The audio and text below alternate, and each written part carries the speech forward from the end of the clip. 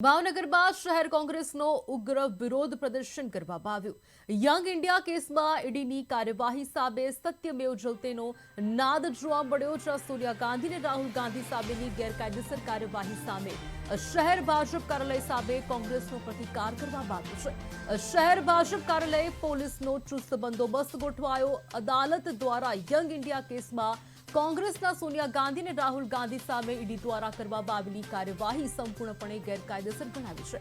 ઈડીને આ કેસમાં કોઈ અધિકાર ક્ષેત્ર નથી તેમજ કોઈ એફઆઈઆર પણ નોંધાયેલી નથી એવું અવલોકન કરવામાં આવ્યું છે।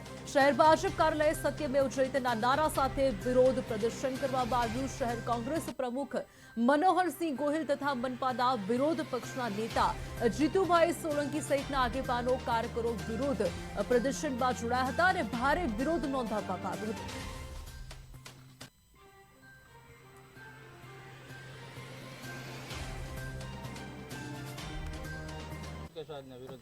આપ સૌ જાણો છો એમ મોદી સરકારના મલિન ઇરાદાથી જે ઈડી દ્વારા આદરણીય કોંગ્રેસ પક્ષના મુખ્ય નેતા એવા સોનિયા ગાંધીજી તેમજ રાહુલ ગાંધીજી ઉપર જે યંગ ઇન્ડિયાનો ખોટો કેસ કરવામાં આવ્યો હતો અને કેસ ચલાવવામાં આવ્યો હતો। આજરોજ સમગ્ર દેશની જનતા સમક્ષ આ મોદી સરકારના બદ ઇરાદા ખુલ્લા પડ્યા છે।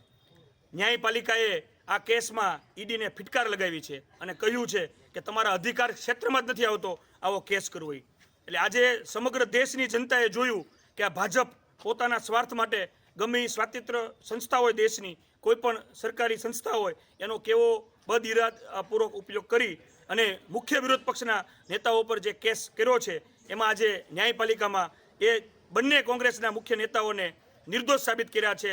સામે પક્ષે સરકાર અને ઈડીને ફિટકાર લગાવી છે।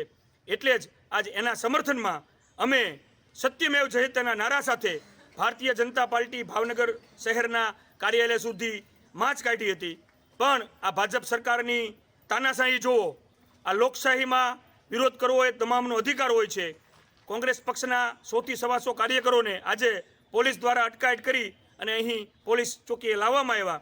છતાં રાહુલજીનો નારો છે ડરો મત એ અભિયાન સાથે આગામી દિવસોમાં પણ કોંગ્રેસના આંદોલન તાનાશાહી વિરુદ્ધ ચાલુ રહેશે।